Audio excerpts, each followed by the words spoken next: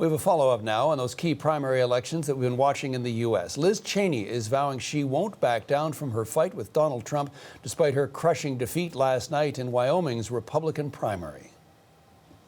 This primary election is over, but now the real work begins.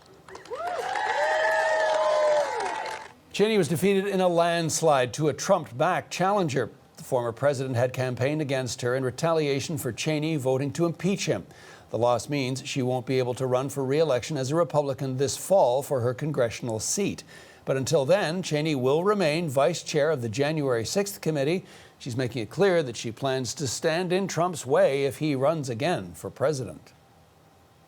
Well, Julia Wong is back with us from Washington on this story. Good morning, Julia. Let's talk about the way this vote went. Everyone expected that, including Cheney. So what does that tell us about Republican voters and Trump's ongoing sway over them?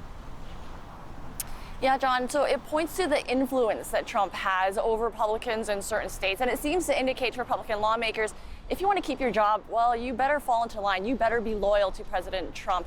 And this is really interesting because policy-wise, Cheney voted with Trump more than 90% of the time. But she was also, as you mentioned earlier, one of his harshest critics, one of his most vocal opponents, going after his lie that he won the 2020 election, going after him for his role in the January 6th riot. And she kept that spotlight on him in her role as vice chair of the January 6th committee. Now, Cheney wanted to move the party in a different direction, but this was one of Trump's biggest priorities, to oust her from her seat, and it worked. Her last primary, Cheney won more than 70% of the vote.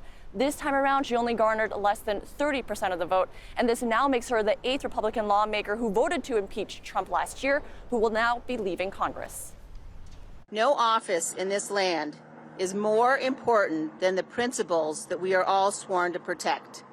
And I well understood the potential political consequences of abiding by my duty. I have said since January 6th that I will do whatever it takes to ensure Donald Trump is never again anywhere near the Oval Office, and I mean it. And just moments ago, Cheney confirmed to NBC's Today Show that she is considering running for president in 2024. Okay, some news there for sure. What more do we know about the Republican challenger who defeated Cheney?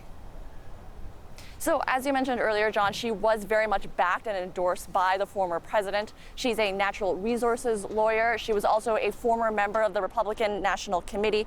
And she has also repeated the lie that Donald Trump won the election in 2020. Now, her win is a reminder of that tight grip, of the hold that the former president has over the Republican Party. And she made sure to thank him for boosting her campaign. Obviously, we're all very grateful to President Trump, who recognizes that Wyoming has only one congressional representative, and we have to make it count. His clear and unwavering support from the very beginning propelled us to victory. Liz kind of lost her way. She, I think, was so singular focused on the whole Trump, taking down Trump, that I think she took her eye off the ball. And you may be wondering what the former president is thinking about the results from last night. Well, he posted to Truth Social, his social media platform, and he said that he posted online about how Cheney can now, quote, disappear into, quote, political oblivion. John. Julia, thanks for this. Julia Wong, live in Washington.